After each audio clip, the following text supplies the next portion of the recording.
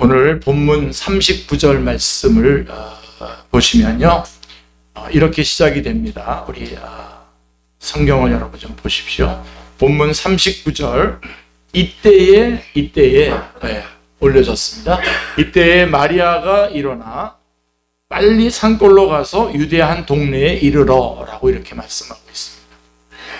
이 39절 말씀은 나사렛에 살던 어린 소녀 마리아가 성령님으로 구세주를 잉태한 후에 유대의 예루살렘 남서쪽 근교에 살고 있었던 역시 기적으로 생명을 잉태한 자신의 친족 세례 요한의 어머니 엘리사벳을 찾아가 만나는 장면을 기록하고 있습니다. 나사렛에서 이 마을까지가 140km로 여러 날을 거쳐서 왔을 것입니다. 이것은 오늘날 엔케렘이라고 해서 포도원의 샘으로 불리는 매력적인 전원 마을입니다. 저는 가봤는데요. 예루살렘에서 가까운 아름다운 마을입니다. 마을 한 코너에는 세례 요한의 탄생지이자 그의 부모인 사가랴와 엘리사벳이 살던 것을 기념하는 세례 요한 기념교회가 있고요. 그다음 마리아가 쉬어서 물을 마신 것을 기념하는 마리아의 샘이 있고, 이제 한쪽으로 가면 마리아와 엘리사벳의 만남을 기념하는 마리아 방문교회가 있습니다. 이 교회 마당에 가보면요, 마리아가 엘리사벳을 만남을 기념하는 조각상이 거기에 있고요. 뜰에 그 접한 벽면이 쫙 있는데 그 벽면에는 마리아의 구세주 창가, 소위 그 유명한 마니피캇이라고 하는 여러 나라의 말로 기록되어 있는데 우리 한국말로도 기록이 되어 있습니다. 예수님이 오실 길을 예비할 세례 요한을 잉태한 엘리사벳, 그리고 구세주 예수님을 잉태한 마리아, 이 두 임신부의 만남은 역사를 만드는 기적의 만남이 아닐 수 없습니다. 엘리사벳은 마리아를 만나자마자 이렇게 축복을 합니다. 엘리사벳이 마리아가 문안함을 들으매 아이가 복중에서 뛰노는지라. 세례 요한이 벌써 복중에서 뛰는 겁니다. 엘리사벳이 성령의 충만함을 받아 큰 소리로 불러 이르되 여자 중에 내가 복이 있으며 내 태중의 아이도 복이 있도다 라고 41절 42절에 말씀하고 있습니다. 이어서 그녀는 감동 중에 고백을 하죠. 내 주의 어머니가 내게 나오니 이 어찌된 일인가 라고 하면서 감동을 고백합니다. 그리고 이제 그 고백에 대한 화답으로 46절부터 55절까지가 마리아의 구세주 창가가 노래로 기록이 됩니다. 유명한 신약성경 최초의 노래라고 할 수 있습니다. 위대한 교회 음악의 아버지 제바스티안 바흐, 최근에 그 바흐에 대한 저는 새롭게 좀 요새 느끼고 있는데요. 참 귀중한 신앙인이었던 거로 여겨집니다. 제바스티안 바흐가 독일 라이프리치의 성 니콜라이 교회는 여러분 최근에 그 독일 통일 월요 기도회가 있었던 교회 아닙니까? 유명한 교회인데 그 교회에서 성모 마리아의 찬가라고 해서 마니피캇이라고 하는 제목의 초연으로 1723년에 크리스마스에 주님께 올려드렸던 찬미가 바로 이 마니피캇입니다. 이 노래는 신학적이고 시적이며 아주 심오한 구원의 메시지가 담겨져 있는 예수님의 사명을 찬미하는 성가입니다. 자, 그렇다면 우리는 자연스럽게 그 성가의 내용이 뭐지? 아까 우리가 같이 제가 성경 봉독할 때 여러분들이 들었지만 다시 뭐였지? 하고서 이렇게 가지 않습니까? 관심이. 자, 그렇다면 이 마리아의 찬가의 내용이 무엇일까요? 첫 번째가 주님의 은혜를 찬미하는 노래입니다. 주님의 은혜를 찬미하는 노래. 뭐라고 되어 있냐면 1장 46절에 보면요, 내 영혼이 주를 찬양하며 라고 이렇게 되어 있습니다. 이렇게 시작하는 이 찬양, 바로 이제 English Standard 버전에 보면요, 영어 성경으로는 My soul magnifies the Lord 이렇게 되어 있어요. 바로 이제 이 여기에 나오는 이 매그니파이에서 마니피캇이라고 하는 제목이 나온 거죠. 그러니까 내 영혼이 주를 찬양하며 주를 찬양했다라고 하는 것이죠. 그리고 이어지는 47절, 48절에 보시면 내 마음이 하나님 내 구주를 기뻐하였음은 그의 여정의 비천함을 돌보셨음이라 라고 이렇게 말씀하고 있습니다. 성경에서 이 말씀이 나올 때 저는 제일 좋아요. 저는 부족합니다. 부족하다는 고백과 우리의 비천함을 인정하고 하나님 앞에 나가는 것. 여기서 구주이신 예수님의 잉태는 전적으로 비천한 여정을 향한 주님의 은혜임을 고백하는 거죠. 주님의 은혜. 여러분, 은혜의 의미가 뭡니까? 수십 번, 수백 번 이 강단에서 얘기하고 있죠. 은혜의 의미가 뭡니까? 받을 자격이 없는 사람에게 베풀어지는 호의입니다. 요것만 정확하게 깨달아도 우리 그리스도인으로서 바른 길을 갈 수가 있습니다. 우리가 뭔가 우리 쪽에 뭔가 근거가 있어서 우리가 구원받았고 은혜를 받았다, 뭔가를 받았다고 생각하면은 이게 다 그때부터 다 어그러지는 거거든요. 받을 자격이 없는 undeserved favor라고 되어 있어요. 받을 자격이 없는 사람이 받는 하나님, 그런 받을 자격이 없는 사람에게 베풀어지는 호의입니다. 그런데 자, 제가 여러분에게 말씀드리고 싶은 부분은 이겁니다. 마리아에게 예수님의 잉태가 은혜였다고 한다면 구세주 예수님을 우리 마음에 모신 것도 동일한 은혜가 아니겠습니까? 아멘입니까? 같은 은혜입니다. 에베소서 2장 8절 말씀은 이렇게 말씀하고 있습니다. 너희는 그 은혜를 인하여 믿음으로 말미암아 구원을 받았으니 이것은 너희에게서 난 것이 아니요 하나님의 선물이라 라고 아주 명확하게 말씀해주고 있습니다. 어떻게 해요? 너희는 그 은혜에 의하여 믿음으로 말미암아 구원받았다. 하나님의 은혜와 믿음은 성령님이 주시는 거잖아요. 은혜 위에 은혜인 거죠. 그렇다면 우리도 마리아가 그렇게 찬미했다면 우리도 마리아처럼 찬미할 수 있을 것입니다. 내 마음이 하나님 내 구주를 기뻐하였음은 그의 여정의 비천함을 돌아보셨습니다. 우리가 똑같은 고백을, 마리아와 똑같은 고백과 찬양을 올려드릴 수 있는 것입니다. 우리의 비천함과 죄인됨을 알면서도 우리의 죄를 속량하시고 구주 예수님을 마음에 품고 살게 하신 주님의 은혜를 우리도 마리아처럼 찬미하며 사시기를 기도합니다. 그래서 이 마니파캇, 마리아의 이 구세주 찬가는 첫째로 주님의 은혜를 찬미하는 노래입니다. 주님의 은혜를 찬미하는 노래고, 또 하나는 두 번째로는 주님이 주시는 복을 찬미하는 노래입니다. 받을 자격이 없는 자에게 베풀어 주시는 은혜를 찬미했다고 한다면 그 다음에는 그 주님이 그들에게 주는 복, 그에게 주는, 자기에게 주는 그 복을 찬미하고 있어요. 48절 뒷부분을 보십시오. 이거 다 여러분에게 주는, 여러분에게도 해당되는 것들입니다. 다. 48절 뒷부분을 보십시오. 보라, 이제후로는 만세의 날을 복이 있다 일컬으리로다 라고 말씀하고 있습니다. 이제부터 나는 복이 있다. 여기 너무 감동스럽죠. 천사가 구세주의 오심의 소식을 전하고 예수님께서 성령님으로 마리아에게 잉태되는 순간부터 그녀는 만세의 복된 여인이 되었습니다. 자, 여기 만세라고 하는 단어는 영어로 all generation이라고 되어 있습니다. 말씀하고 있습니다. 모든 세대, 곧 오고 오는 세대의 복의 통로가 된다는 것입니다. 귀중한 거죠. 그런데 여러분, 제가 아까 하나님의 은혜에 대한 얘기를, 하나님의 은혜를 찬미하는 것에 대해서 말씀드렸듯이 똑같이, 그런데 이 복이, 이 오고 오는 모든 세대 가운데 받는 그 복이, 마리아가 받는 그 복이 구세주를 믿는 모든 성도에게도 동일하게 임했습니다. 아멘. 그게 에베소서 1장 3절에서 말씀해주고 있습니다. 찬송하리로다 하나님 곧 우리 주 예수 그리스도의 아버지께서 그리스도 안에서 하늘에 속한 모든 신령한 복을 우리에게 주시되 라고 에베소서 1장 3절은 우리에게 말씀해주고 있습니다. 지금 마리아가 찬미하는 그 찬미는 우리도 당연히 해야 될 찬미, 아주 너무나 당연한 것이라는 것을 지금 말씀해주고 있는 거예요.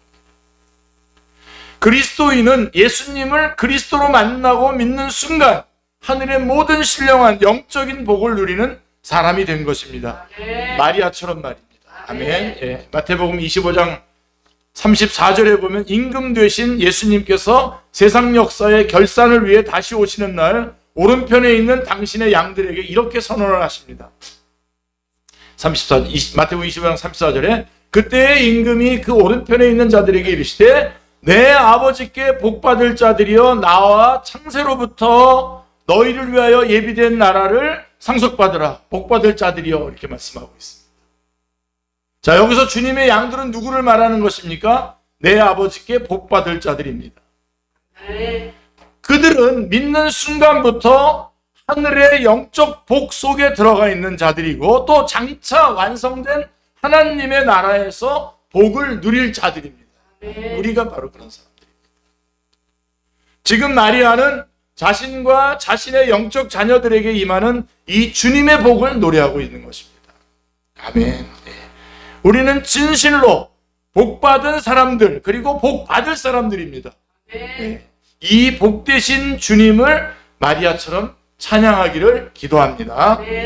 자, 그래서 우리 마리아의 이 찬미, 하나님께 대한 찬양은 주님의 은혜를 찬미하는 노래이고 주님의 복을, 주님이 주시는 복을 찬양하는 노래인데 여기다 하나 더해서 저는 이 부분이 그 중에서도 더 중요하다고 여깁니다. 우리 주님의 위대하신 사역을 찬양하고 있습니다. 아멘. 예, 바로 이게 여러분 오늘 여러분들 안에서 완전히 바뀌셔야 됩니다.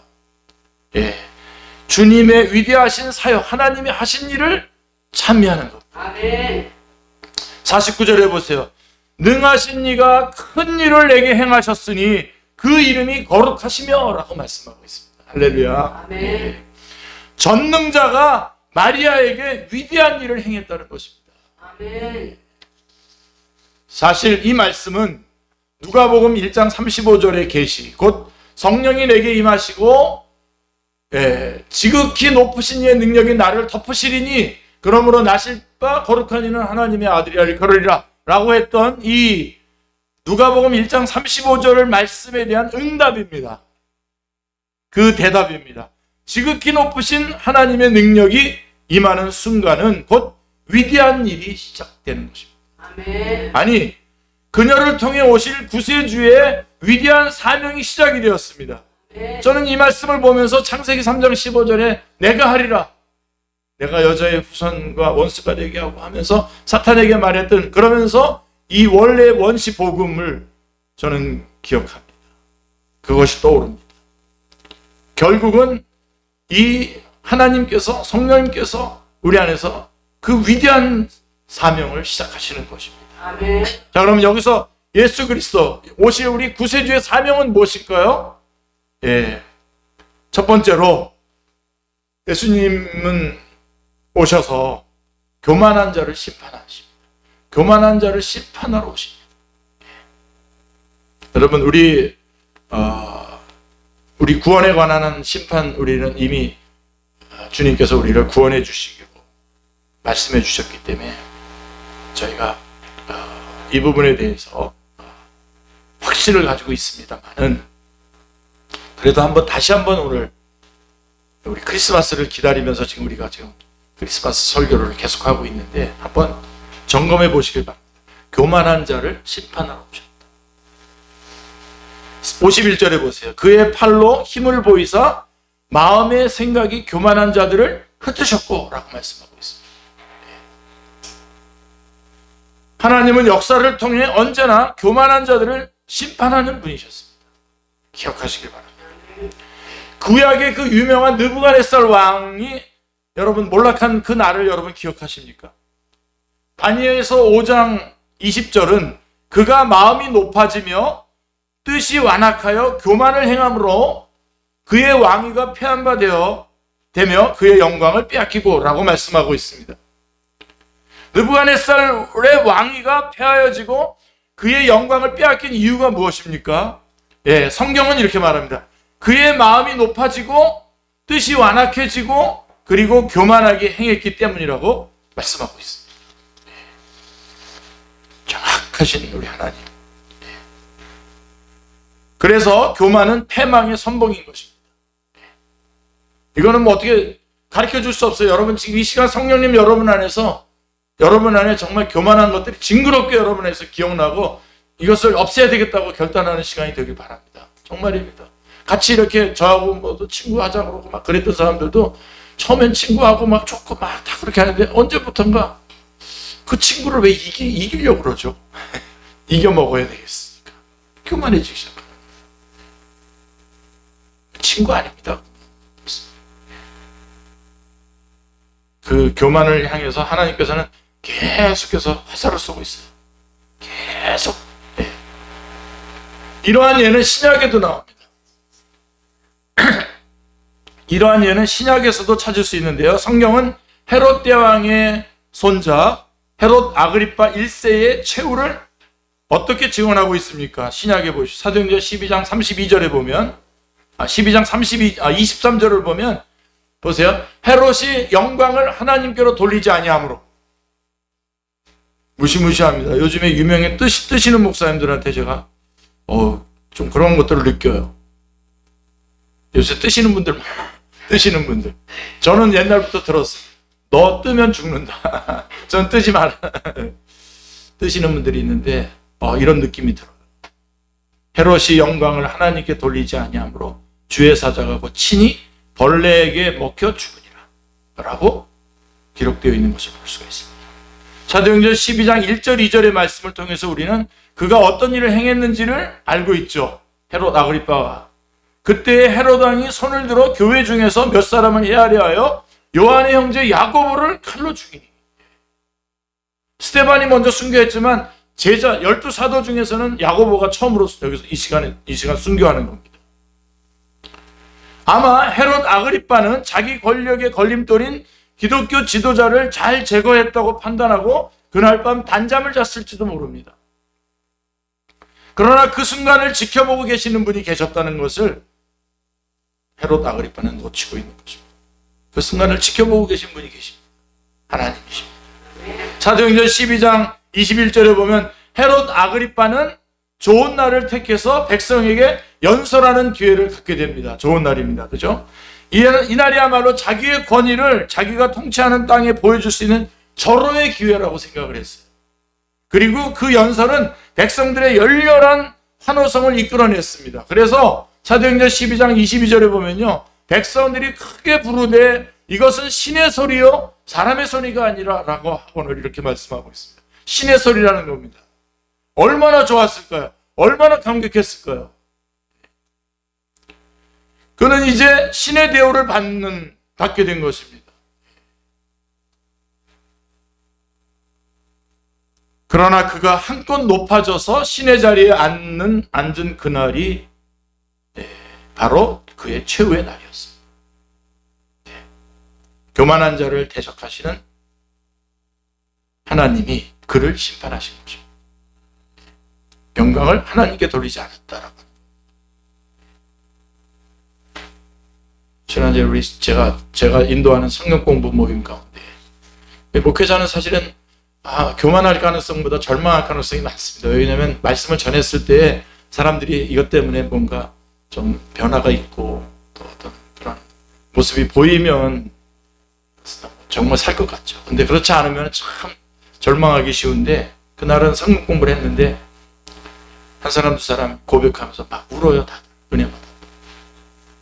그러니까 마음속에 무슨 마음이 드냐면 살짝 이기남 너 괜찮네? 하고서 이렇게 올라오는 거예요. 이거를 두들겨 아주 망치로 두들겨 패서 다시 집어넣어야 됩니다. 뿅망치 아시죠?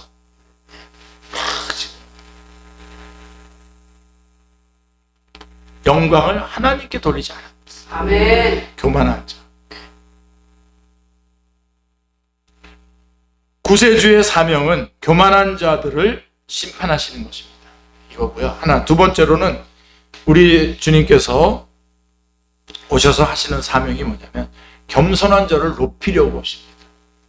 이것도 놓치지 마십시오. 앞에 교만한 자 앞에서 우리는 겸손해야 되고요. 또 겸손한 자를 높이려고 오신다라고 했을 때 우리는 높은 자존감을 또 가져야 됩니다. 52절에 보십시오. 권세 있는 자를 그 위에서 내리치시며 비천한 자를 높이셨고, 이렇게 말씀하고 있습니다. 저는 이 말씀 읽을 때 귀에서 막 할렐루야 할렐루야 그 찬송이 막 쫙 올라와요. 권세 있는 자를 그 위에서 내리치셨으며 비천한 자를 높이셨고 라고 말씀하고 있습니다. 사랑하는 성도님들, 이 비천한 자가 누굽니까? 이 비천한 자가, 여러분 오늘 이 말씀 꼭 붙잡으십시오. 자신이 비천한 자임을 알고 겸손할 수 있는 사람, 자신이 비천한 자라는 것을 알고 겸손할 수 있는 사람이 비천한 자, 주님의 일하심 가운데 높이실 분입니다. 여러분 다시 한번 우리 고백하자. 우리는 하나님이 아니죠. 맞습니까? 우리는 하나님이 아니죠. 그리고 우리는 사람입니다. 여러분 좀 다르게 얘기해 볼게요. 여러분 우리는 목자가 아니죠. 목자가 아닙니다. 양입니다. 양이에요.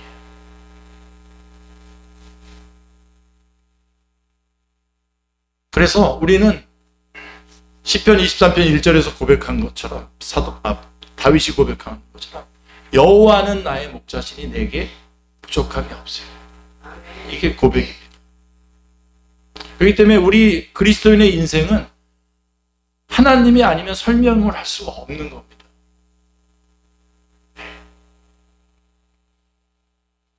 우리 마태복음 13장 44절을 보면 보화를 발견해가지고요. 보화를 발견해가지고 다 그 보화를 발견한 그 밭을 살려고 자기의 소유 모든 걸 다 팔아서 그 보화를 샀다는 거 아닙니까? 그 보화가 누굴 말하는 겁니까? 예수 그리스도를 말하는 거잖아요. 자, 그러면 제가 물어볼게요. 보화를 갖고 내 걸 다 줘서 샀잖아요. 나한테 있는 게 뭐가 있습니까? 예수님밖에 없는 거잖아요. 그죠? 예수님밖에 없는. 그게 바로 가난한 마음. 예수님밖에 없는 거. 여러분 어떻게 이거를 바로 이 부분을 좀 오늘 여러분들이 다 좀 설득을 다 당하셔야 되는데, 성령님 여러분을 설득해 주시고, 나는 양이다라고 하는 끝까지 여러분 견제하시기 바랍니다. 나는 양이라서 하나님이 목자가 되셔서 나를 인도하시면 나는 그것을 순종하는 그때가 능력이거든요. 그래서 순종하는 능력밖에 없어요. 우리에게는 다른 능력이 있는 것처럼 말하는 거는 다 거짓말이에요. 우리 그리스도인에게는. 그래서 시편 23편 1절이 고백이 가능한 겁니다. 여호와는 나의 목자시니 내가 부족함이 없습니다. 네. 그래서 뭔가 자꾸 여러분 달라 그럴 때 한번 체킹해 보세요. 내가 양인가? 자꾸만 뭔가 이렇게 부족해가지고 뭔가 자꾸 달라 그러잖아요. 한번 점검해 보세요. 아니, 기도를 구체적으로 하지 말라는 얘기가 아니에요. 한번 솔직하게 내려놓고 아무 말도 내가 못하더라도, 기도의 자리에 가서 아무 말도 못하더라도 내가 양이 있고, 분명히 하나님이 목자시라면, 예수 그리스도가 나의 선한 목자시라면 나는 부족함이 없는 건데 나는 지금 왜 자꾸 달라고 기도를 할까?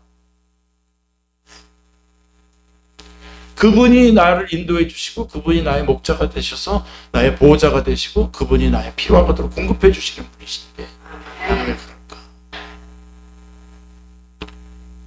어디로 쭉 돌아와야 되냐면, 내가 비천한 자, 자신이 비천한 자라고 하는 것을 알고 겸손할 수 있어야 됩니다.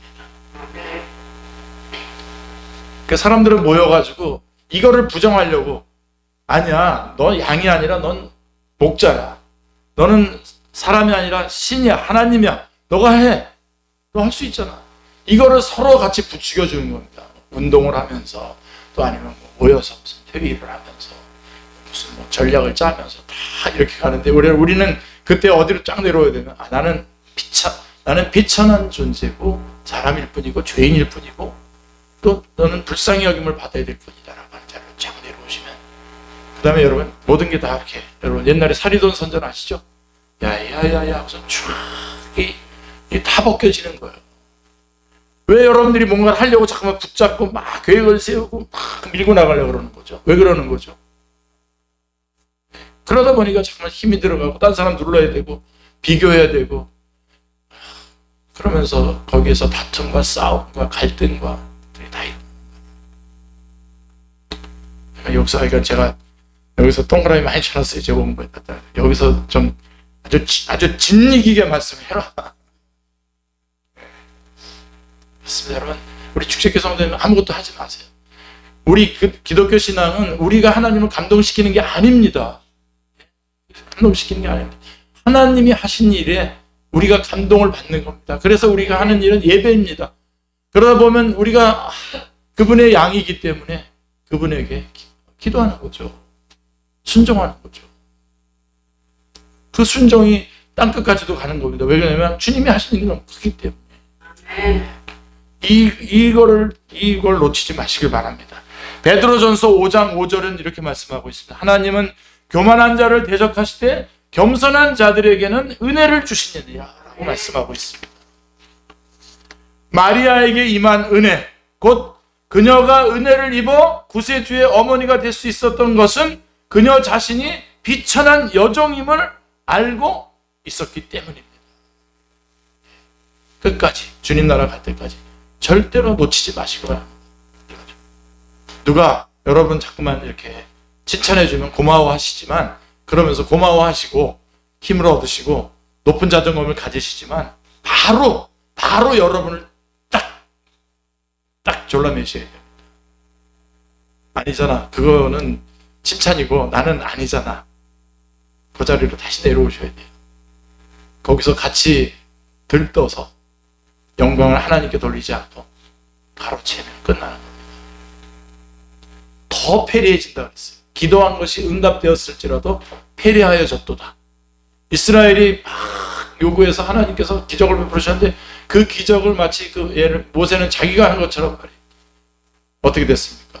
그 기적 이전보다도 더 안 좋은 상태로 모세 돌아갔잖아요.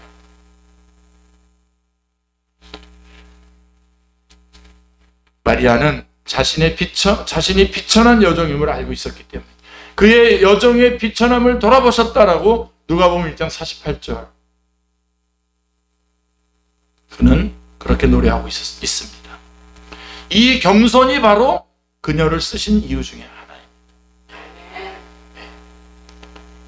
지금도 주님은 마리아를 닮은 겸손한 종을 찾고 계십니다. 그런 겸손한 자를 높이고자 하십니다. 벽천 나사렛 땅의 10대 소녀 마리아를 쓰신 이유 중에 하나는 그녀가 자신의 비천함을 알고 주님 앞에 굴복할 줄 아는 겸손한 사람이었기 때문입니다. 천사가 지금 이 시대에 와서 하나님이 쓰실 사람을 찾는다면 우리는 천사의 주목을 받을 만한 겸손함이 있는 사람일까요? 천사는 우리와 우리를 향한 주님의 눈동자를 보면서 천사가 그는 정녕 비천한 자를 높이시는도다 라고 노래할 수 있을까요? 자, 다시 한번 여러분, 우리는 사람, 인간입니다. 그리고 죄인입니다. 아니, 사실은 죄인 중에 괴수입니다.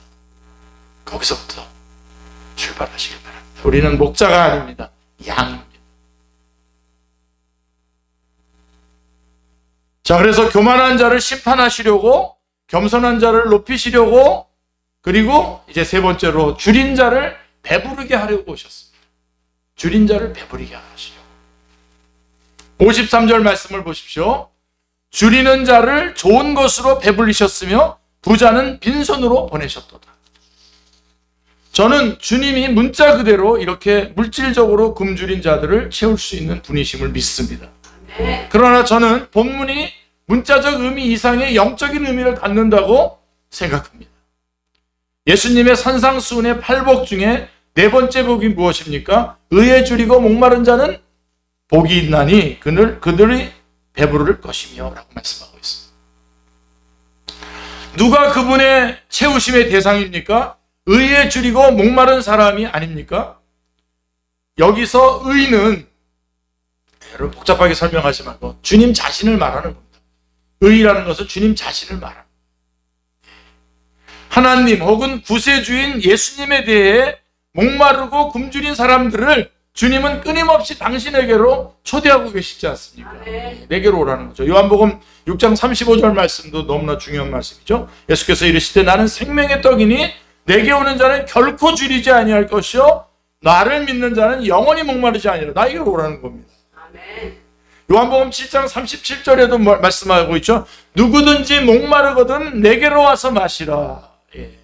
오직 주님만이 우리를 목마르지 않게 배부르게 하십니다. 아멘. 결코 그 무엇으로도 만족이 없는 세상에 그분만이 우리의 참 만족이 되십니다. 아멘. 자, 하나만 더 할게요. 교만한 자를 심판하시려고, 겸손한 자를 높이시려고, 또 줄인 자를 배부르게 하시려고 우리 주님 오시는데요. 하나만 더 말씀드리겠습니다. 두려움 많은 인생들에게 긍휼이 되시려고 오십니다. 긍휼이 되시려고. 50절에 보시면 긍휼하심이 두려워하는 자에게 대대로 이르리로다. 아멘. 성경에 두려워하지 말라는 겁니다. 두려워하지 마세요. 그 두려워하는 자들에게 긍휼을 베푸시려고 이 땅에 오신 겁니다. 주님 오셨고 우리는 그 주님을 믿고 구원받았습니다. 그리고 주님이 우리와 함께 하십니다. 두려워하지 마시기 바랍니다. 이 긍휼의 약속은 마지막 절에도 반복이 되는데요. 54절 말씀에 보시면 그 종 이스라엘을 도우사 긍휼히 여기시고 기억하시되 이렇게 있습니다. 긍휼히 여기신다라고 했습니다. 얼마나 우리에게 정말 감사한 말씀입니까? 인생의 마당에는 얼마나 많은 두려움이 지속적으로 우리를 위협하고 있는지 모릅니다. 그런데 그분이 우리를 긍휼히 여기시고 돕겠다고 하십니다. 아멘. 긍휼히 여김이 자신의 사명이라고 선언하고 계시는 겁니다. 복음서에 보면 사람들은 주의 도움이 필요할 때마다 주님의 긍휼을 구했고 주여 우리를 불쌍히 여겨주십시오라고 구했고 그때마다 사람들은 주의 긍휼이 여기심을 받을 수 있었습니다. 아멘. 그래서 우리 주님 저를 불쌍히 여겨달라고 기도하세요. 하루에 한 10,000번 하세요. 주님 저를 불쌍히 여겨주십시오. 고개를 들고서 그냥 나는 이거 했는데 이거 안 해줍니까? 이러지 마시고요. 하나님, 정말 여러분 우리의 인생 모든 게 다 하나님이 아니면 설명이 안 되잖아요. 내가 이거밖에 안 했는데 이런 결과가 나왔잖아요. 지금. 네. 지금이 우리가 감격입니다, 여러분. 지금 우리 있는 상태예요. 네. 주님이 우리를 긍휼히 여기시기 때문에. 아멘. 자, 우리 복음서에 보십시오. 시각장애인 바디메오가 주님의 도움을 받았죠. 그렇게 한센병 환자 10명, 소위 우리 문둥병자라고 하지 않습니까? 10명도 그렇게 주의 도움을 받았고 성전에 올라간 세리도 역시 그 기도로 주의 긍휼히 하심을 여김을 받았잖아요. 세리는 저쪽에 구석에 가가지고 주님 저는 죄인입니다. 저를 불쌍히 여겨주십시오 그랬잖아요.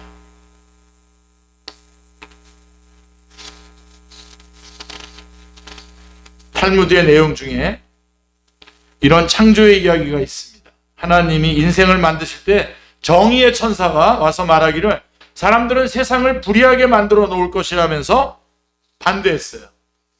그 다음에 진리의 천사가 와서 말하기를 사람들은 세상을 거짓되게 만들어 놓을 것이니까 창조하지 말라고 반대했어요. 그 다음에 성결의 천사도 와서 말하기를 사람들은 세상을 추하게 만들어 놓을 것이라면서 반대를 했습니다. 근데 긍휼의 천사가 와서 그래도 사람을 만드셔야 한다고 주장을 했다고 합니다. 탈무드의 이야기입니다. 만일 그들이 세상을 불의하고 거짓되고 추하게 만든다면 자신이 그런 사람들의 마음을 만져서 불의하고 거짓되고 추한 마음을 돌이켜서 주 앞에서 다시 의롭고 참되고 거룩한 마음으로 회복시킬 것이라고 말했다고 합니다. 그렇습니다. 이것이 바로 예수님이 이 세상에 오신 이유이기도 합니다. 아멘. 그분은 하나님을 떠난 인생들을 불쌍히 여기셨습니다. 아멘. 인생의 죄악을 짊어지고 십자가에서 대신 심판받아 우리를 구원하고 우리의 인생을 회복시키고자 이 땅에 오신 날이 바로 성탄절입니다. 주님이 오신 성탄절입니다. 크리스마스의 의미를 다시 한번 마음 깊이 되새기는 그러한 시간이 되시길 바랍니다. 그리고 준비하면서 크리스마스를 맞이하시는 여러분들 다 되시기를 주님의 이름으로 축원합니다. 아멘. 기도하겠습니다. 하나님 아버지, 너무나 감사합니다. 마리아가 주님을 찬양한 것들을 저희가 오늘 보았습니다. 그런데 그 찬양은 우리들의 찬양이어야 하는 것도 저희가 오늘 배웠습니다. 말씀을 들었습니다.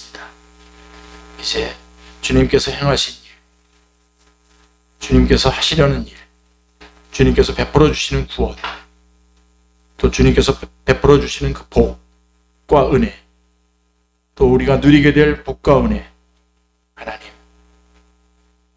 마리아와 똑같이 저희도 감사로 찬양하며 나아가는 저희들이 되게 하여 주시고, 이번 크리스마스를 주님의 그 이 땅에 오심의 그 목적에 합당한 그 의미를 깨닫고 그 의미대로 준비하며 맞이할 수 있게 저희들을 인도하여 주시옵소서. 하나님, 저희는 목자가 아니라 양인 것을 다시 한번 주님 앞에 고백합니다. 여호와가 나의 목자시니 내게 부족함이 없다고 하는 고백이 저희들의 진정한 진실된 고백이 되게 하여 주시옵소서. 주 예수 그리스도의 이름으로 기도드리옵나이다. 아멘.